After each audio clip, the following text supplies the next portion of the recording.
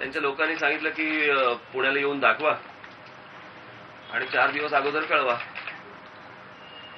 म्हणून मी 2 तारीख होती, 4 दिवस नको 5 दिवस सांगतो अगोदर म्हणून मी 7 तारीख सांगितली. खरं तर मी पुण्याला जाणार होतो. माझे काही मित्र, पुण्यातले आमचे काही मित्र, त्यांच्याबरोबर वैशालीमध्ये जाऊन डोसा खाणार होतो आणि डोसा खाऊन परत येणार होतो. त्याच्यामुळे माझा काही कार्यक्रम पुण्यामध्ये आता काही नाहीये. कारण अनेकांना एक तर परीक्षा चालू आहेत मुलांच्या आणि मला असले काही कुठचे संघर्ष करायचे किंवा संघर्ष करायचे होते. मी माझी भाषणं करतोय, माझं मत मांडतोय, सत्ताधाऱ्यांवरती टीका करतोय. टीका झाल्यावरती त्याचं क्लॅरिफिकेशन त्यांनी द्यावं. परंतु ज्या वेळेला ते अशा प्रकारे ज्या वेळेला बोलायला लागतात की इथे येऊन दाखवा वगैरे वगैरे, सो तेच त्यांनी सांगितलं म्हणून मी म्हटलं येतो. तर माझा पुण्याला कोणताही कार्यक्रम नाहीये आणि आता तर काही प्रश्न येत नाही. आणि याच्यामध्ये काही पवार साहेबांनी आता सांगितलं आणि त्या वंदना चव्हाणांनी काहीतरी स्टेटमेंट काढलं त्याच्यावरती. खरं तर इतकी मोठी गोष्ट पण नव्हती ती. आणि याच्यामध्ये असंही नाहीये की आम्ही काहीतरी जितम मैया म्हणून आम्ही काहीतरी जिंकलो, कोणाला तरी माघार घ्यावी लागली वगैरे, अशातलाही काय भाग नाहीये तो. कोणीतरी काहीतरी मूर्खार्थ बोलतं आणि म्हणून मी ते अगदीच दुर्लक्ष करायला नको म्हणून मी येतो म्हटलं होतं. बाकी त्याच्यामध्ये फारसं असं काही गंभीर विषय नव्हता. त्याच्यामुळे असं काय फार मोठं साजरा करण्याचाही काही भाग नाहीये.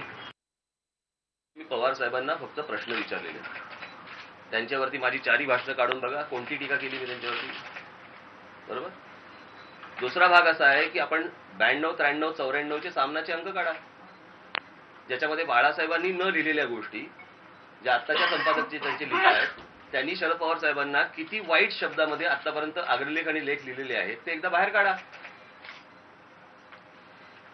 ते काय पवार साहेबांच्या वयाचे होते का? ते आजही आहेत. त्यांनी या गोष्टी बोलूच नाहीत आणि आता त्यांना जो काय पुळका जो आलेला आहे त्याची कारणं वेगळी असू शकतात. नाही, मला एवढंच फक्त म्हणायचंय की आज महाराष्ट्रामध्ये दुष्काळ पडलेला आहे. याच्या अगोदर IPLला तुम्ही कर सवलत दिलेली आहे. त्याचा जो काय करच असतो ना त्याच्यावरचा करमणुकीचा कर, तो तुम्ही माफ केलेला होता. आज महाराष्ट्रामध्ये दुष्काळ पडलेला आहे. आज मार्चच्या पहिल्या आठवड्यामध्ये ही परिस्थिती आज महाराष्ट्रामध्ये आहे. एप्रिलमध्ये ती वाढणार, मे मध्ये अजून वाढणार.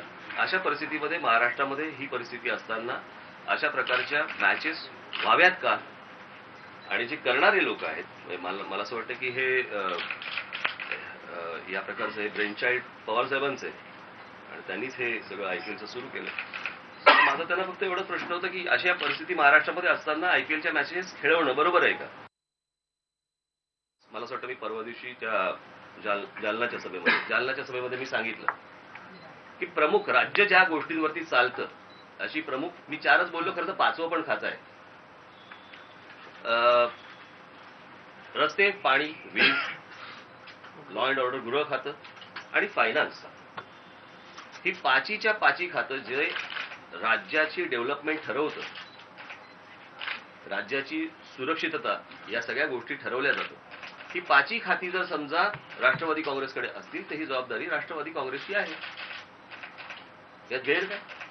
1999 सालापासून 2014 पर्यंत ती 5च्या 5 खाती ही राष्ट्रवादी काँग्रेसकडे आहेत. याची उत्तरं राष्ट्रवादी काँग्रेसला द्यायला पाहिजेत.